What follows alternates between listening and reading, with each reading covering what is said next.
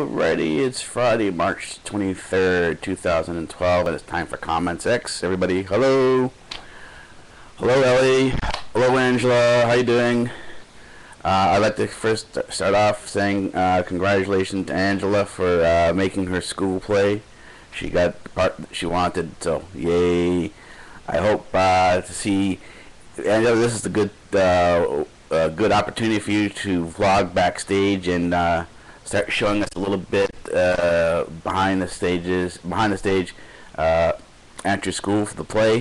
You don't have to show too much, just do a little splurb about 3 minutes, and I think pretty sure everyone who all of your friends would like to see that. So, and congratulations, Angela, and on to my mundane stuff. I finished. This is Friday, closes up another week of the news. It's been about 2 or 3 weeks now that we've got the news done, so that's off to is now becoming, I should say, more routine than anything else. So, well, as routine as it gets. Geopolitics is never really routine. There's always something new on the horizon and something surprising around the corner. And just when you think you've got things figured out, it all changes. So, but that. Ironically, I just described what physics is like. As I sat down, years ago when I started thinking about things in terms of what direction physics can go in terms of doing the research from the random walk, was what areas are a lot like physics in terms that you're searching for the truth and these things need to be searched for. And there was so many different areas. I mean, that's actually how I got into the books. Is that I went from books to libraries, and this is I think people who are young readers now who really enjoy reading, that this is something that you should seriously consider, is going from books to libraries and taking the adventure outside of the fiction books and into the non-fiction libraries. I don't mean you can't read fiction anymore. Just understand that most of the fiction that you read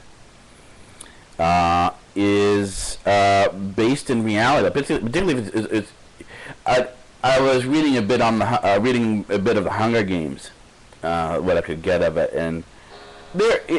I hate to say this, but I'm not promoting this, but there are a lot of anytime something is published or put out, there are e-copies. There are copies of it floating around the internet that you can get for free, and that's typically what I do a lot of times if I want to take a look at a book. I'm not necessarily interested in terms of even ammunition and putting in the library. It's a sort of a cheap way of doing things. If you don't have the money to go out and normally buy the book anyway, then I don't. So I started taking a look and I started reading it, and I began realizing that this whole genre of dystopian books, what you need to realize is that most of the dystopian books have been miscategorized, and they're not really dystopian. They're Orwellian. All this stuff, anything you read that's like the Hunger Games, that's George Orwell. And if you're into the Hunger Games and you really did like the Hunger Games, you need to read the works by George Orwell, because George Orwell's works are really based in reality. As a matter of fact, Animal Farm was based around the Soviet Revolution, the Russian Revolution in 1907, I think it was. And you should really read that. And if you're watching the news, you're interested in news or geopolitics, and really getting into more of the nitty-gritty of what's going on in terms of not simply watching the news. Most of the news, if you're watching the news, you need to understand that a large chunk of the news that you're watching is fiction. A lot of it is put on for us as a part of a show. It's a whole new a thing that popped up in the 1990s known as infotainment, a way to make information entertaining, so that rather than listening to somebody speak a boring speech or whatever, it's done very quick. It's over very quick, and there's a lot of flyby graphics, and there's sound effects, and there's music, and so on and so forth. And in other words, the information is supposed to be presented in an interesting way. The same thing is done, or tried to be done, in class when they teach in thematic units. But the problem is that in many cases, and this is what the professors will tell you as soon as you step into your first university classes, particularly in the sciences, and they'll tell you right up front that everything you've learned in up to high school was all wrong, and that you got to wipe your memory of everything you've learned in high school and start all over again, because from university on, if you're in some of these more important or the upper level science classes, it's a whole new ball game. It's basically a whole new way of thinking. And if you look at it from that point of view, and I'm telling you things that that most adults won't tell you until again, you're in university. So if you're a younger person, you're watching this, this is something you should take notes on. But that a lot of the direness that the teachers and the people who are above you tell you about really isn't true. There's a lot of sort of lying going on. And as they say, well, it's to protect you from, from the horrors of the world. And the thing is, unfortunately, a lot of the horrors of the world start creeping into your life anyways, because there are a lot of horrors out there. But at some point in time, you got to start picking your head up and start looking around to see what's out there, and that's usually around 15, 16.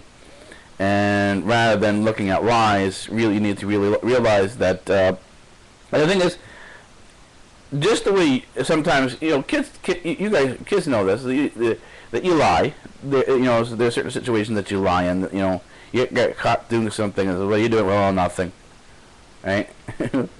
Even if you're not doing anything, and someone who's older asks what you're doing, oh, nothing. And it's the same thing for adults. Adulthood doesn't necessarily change the personality and the behavior. So it's one continuous event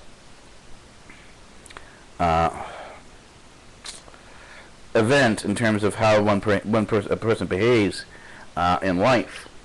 So being an adult is really no different than being a kid. A lot of the dynamics in terms of who your friends are is exactly the same. You have fights with your friends. There are people you like. There are different groups of people. You're not going to fit into all the groups. There are cliques that are exclusive that you can't get into. There are clubs that are exclusive that you can't get into. Basically, life continues on like school, like you see in school. And it really doesn't change too much. And this is why I think for those of you who are trying to stop cyberbullying, it's not going to stop, because you really can't unless the adults change their behavior significantly.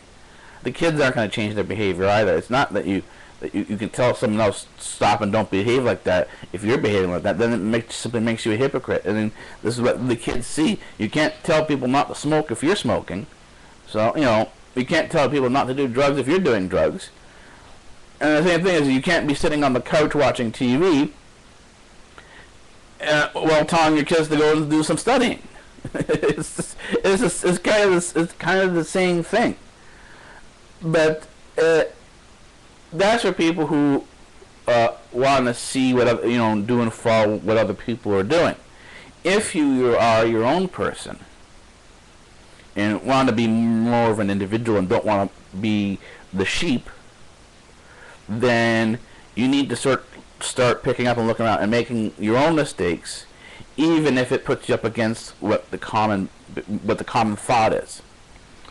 And you also need to be prepared as an individual and a free thinker, to be always looking at yourself to see, well, okay, yeah, I did stand up, but did I make a mistake in how I stood up, or what I believe in?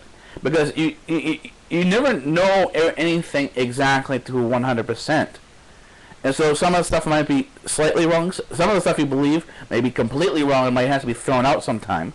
And you need to be prepared for that. That everything you thought you knew is wrong, and that you have to sort of really change things. That means a more abrupt change for you. But sometimes sometimes it's just a slight adjustment. It's like one or two things you have to change, or maybe it's just an attitude or approach to things that you have to change. So we're going into the weekend now. Usually the way things go, I try to finish up most of the work I have to get done over the weekend. If I've got anything behind, or if I have to, I do have some of the stuff I have to catch up on. There's some stuff on my list that didn't get done. I have to finish up the video editing and recording.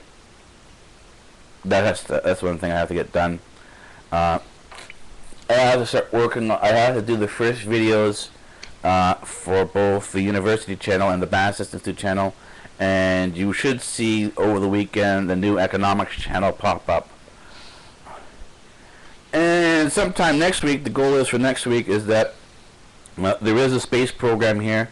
A program that does research in space about particularly advanced concepts, and that will get going under the space program channel. That's all. Everything's down listed below, and you'll see that I have a new list of featured channels on the side. I have, since I've already got some of my friends listed in the main channel, I have some of my other friends who I'm also talking to on the internet are listed on the other side. So the list that goes down, the vertical list, is are my other friends, and the one at the bottom is the decade marker. So, but no one's. I'm at 17 subscribers so far. Whoever is the 20th will get the bottom part there. They'll get on that list. And the previous winner, the previous decade gets taken off. So that's how I decided to do things. Just not. I don't want to clutter the list up too much. So I'll leave everything for now, and I'll see you guys tonight. Well, no, it's not new, so I'll see you guys. If I post comments on the weekend, I'll see you on the comments. Alright, take it easy.